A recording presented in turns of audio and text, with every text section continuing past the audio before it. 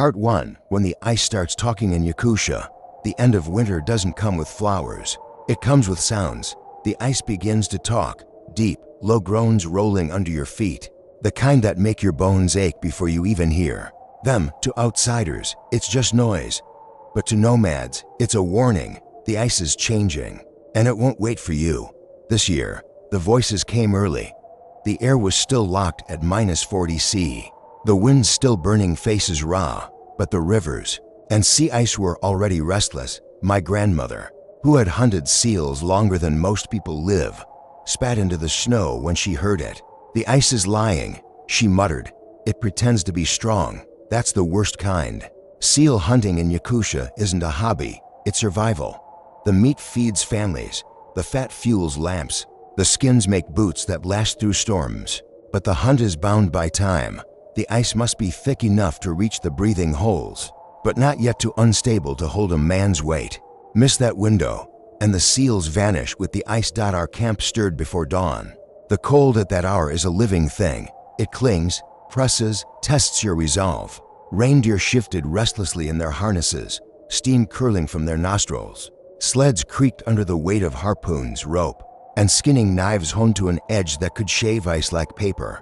The route to the hunting ground stretched across a frozen expanse, where the horizon swallowed everything. The sky was a dull bruise, the sun hiding somewhere behind miles of cloud.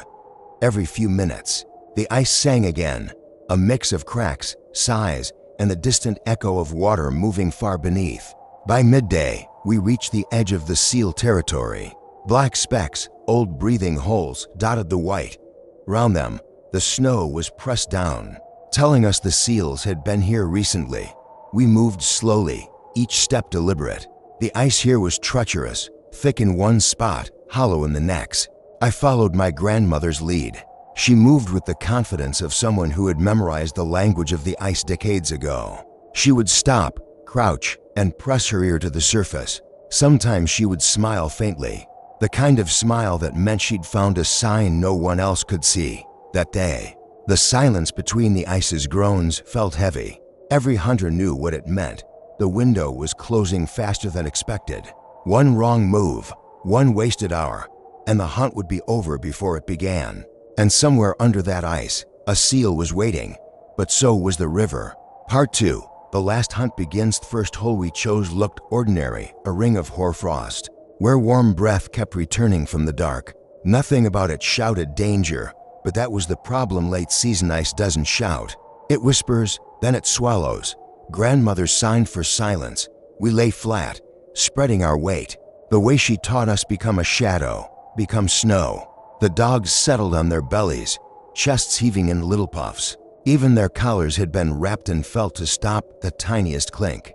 At -40°C, you can wait a long time. At -40°C turning into -30°C, you can wait forever, because that shift means the river is waking. The ice complained in slow pulses. Somewhere far off, a pressure ridge cracked and boomed like artillery. Beneath my mittens, I could feel the rhythm in the line, the breath below, the turn, the rise. The seal surfaced once, soundless, a wet stone breaking the mirror. Its whiskers grew crystals before my eyes. Grandmother didn't move. She counts in heartbeats, not numbers. She knows a seal will always test the light twice. When the head came again, she threw, her harpoon flying clean, the shaft hissing like a frozen arrow. The line snapped taut and cut a groove across the ice. I dropped all thought and leaned back, boots planted, the world turning into pull and breath and the voice of the ice. Under our bellies, the seal plunged, then surged sideways, hauling the barb against the lip of the hole. The line sang, the sled groaned.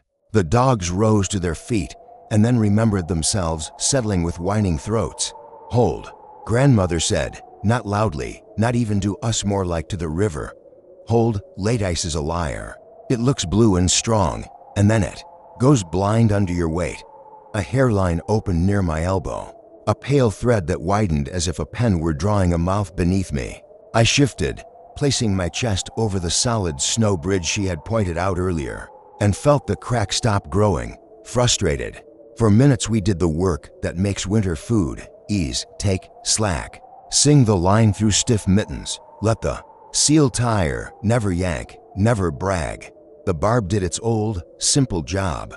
The breath below grew ragged. Even the ice seemed to listen. Then the river answered back.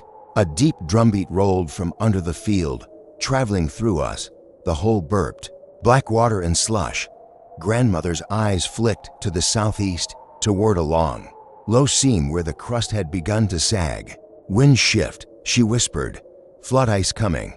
We had a choice, cut free and save ourselves, or finish fast and risk the thaw pushing under us.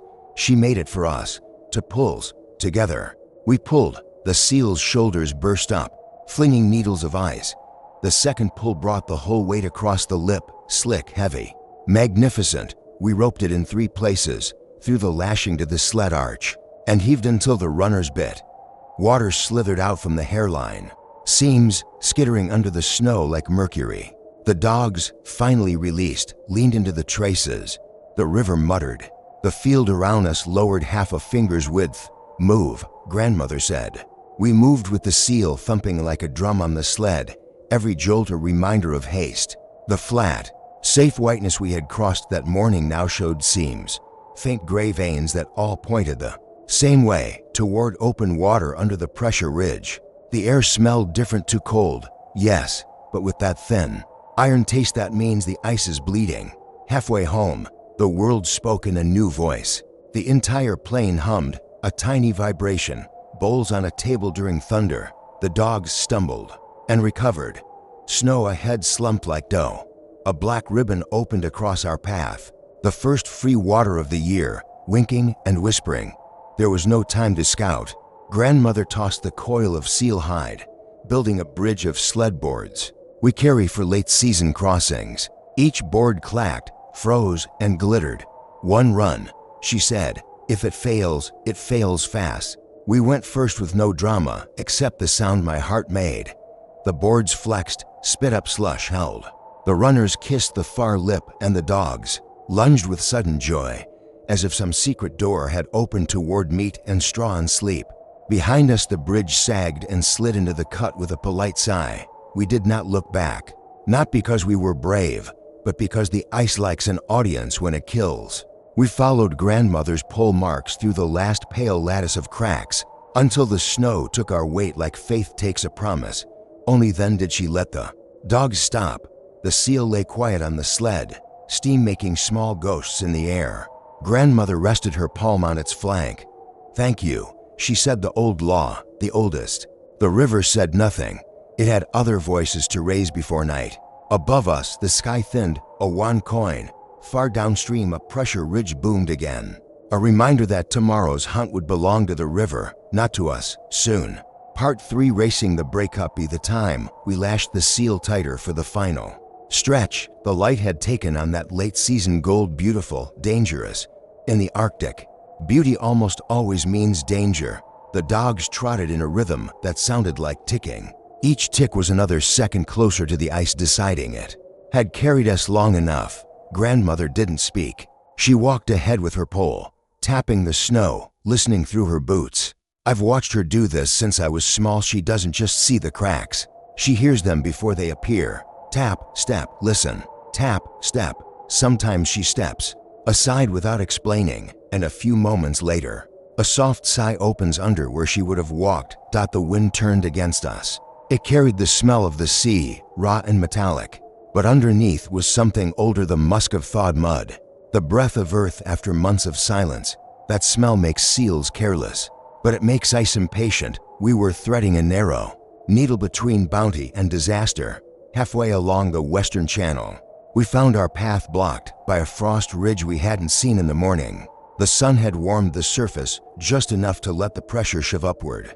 Now it stood before us like the back of a frozen whale, jagged, 6 feet high in places, with deep shadows hiding holes between slabs.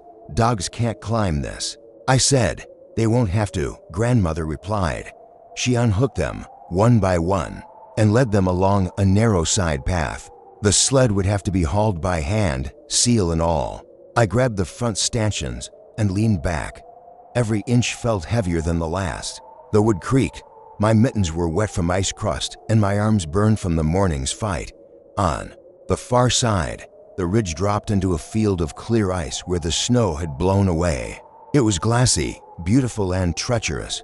You could see down into the river itself, dark green, curling around chunks of submerged ice, moving faster than you'd think possible under a frozen skin. I caught myself staring too long, imagining the pull if I fell through. The dogs sensed it too. They pulled wide, choosing a line closer to the shore ice where a band of drifted snow offered grip. Grandmother approved with a short nod. Then came the sound that makes every late-season traveler's blood run cold, a deep, low groan followed by a wet crack. Not a rifle-shot crack, those mean surface fractures. This was softer, almost intimate, like the river whispering to itself about which part of us it wanted first. We moved faster. The sled runners hissed over the glassy stretch, picking up speed. Dogs lunging with a wild kind of glee they always get when danger feels close. Grandmother kept her pull ready, testing ahead with short jabs. I saw it a heartbeat before she did a darker seam ahead, running nearly across our path. A lead, thin, maybe 3 hands wide now, but widening with every moment as the current below ate away the edges. There was no time for boards this time. She looked back once, then shouted the only order we could follow: run them. The dogs needed no second call. They charged, sled clattering behind. The seam opened another inch, maybe 2, as the lead pair leapt. The front runners hit snow. On the far side, scrambled, yanked the rest across. The sled bounced once, hard enough to lift one runner into empty air before it slammed back down. My teeth clacked from the impact. When we stopped, my legs shook, not from cold, but from that dizzy, hollow rush that comes when you realize you're still alive and shouldn't be. The last mile felt longer than the whole day before it. The ice under us kept murmuring, shifting, remembering its own liquid form. But the land was ahead now, dark willows against the pale glare. The shore where the permafrost still held its winter armor. When the sled's runners finally ground into snow-covered earth, Grandmother stopped and turned back toward the river. She didn't smile. She didn't curse. She just stood, breathing in the still air, her eyes narrow in the fading light. "Tomorrow," she said, "this path will be gone." The dogs lay down right there, tongues out, steam curling from their mouths. The seal steamed too, a last offering of warmth before the night claimed it. We had made it. The river had let us go this time.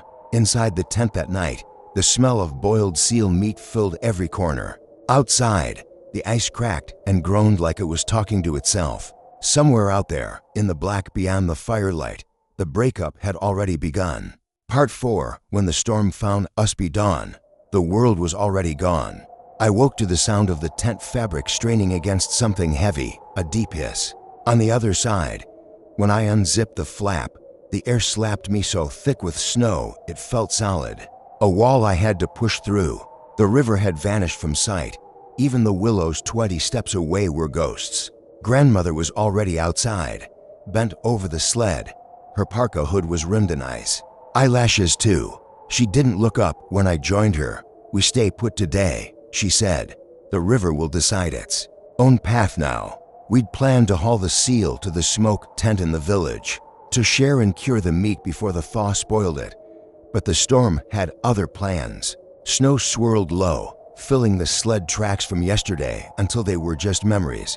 The wind didn't come in steady gusts, it came in swipes, clawing at anything that dared stand upright.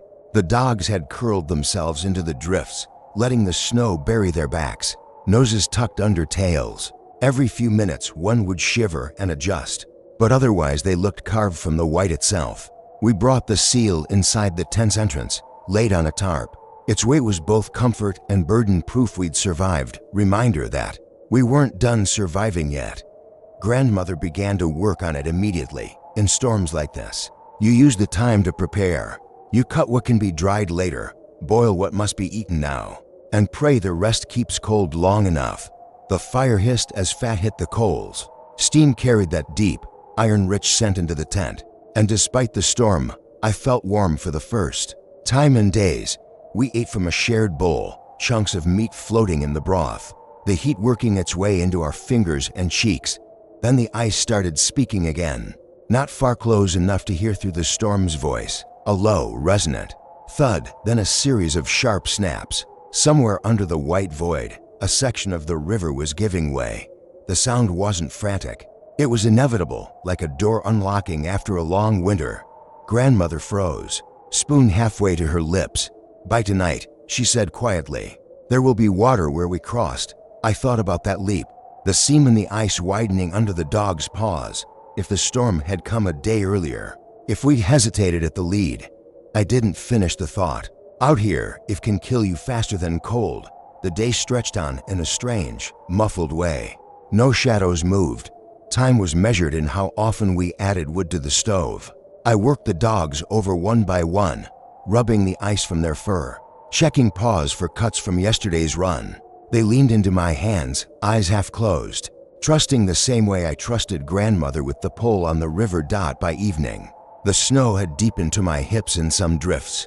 The wind never stopped, only changed direction. Our world was a circle of firelight inside the tent, the rest erased.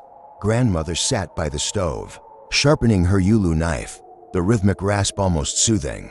"Tomorrow," she said, "the river will be open, and the way home will be different." I didn't ask if different meant better or worse. In Yakutia, you learn early. You don't demand answers from the weather. You take what it gives, and you keep moving if it lets you. That night, as I drifted into sleep, I could still hear the ice breaking somewhere out there, in the dark. Not in anger, not in warning, just because it was time.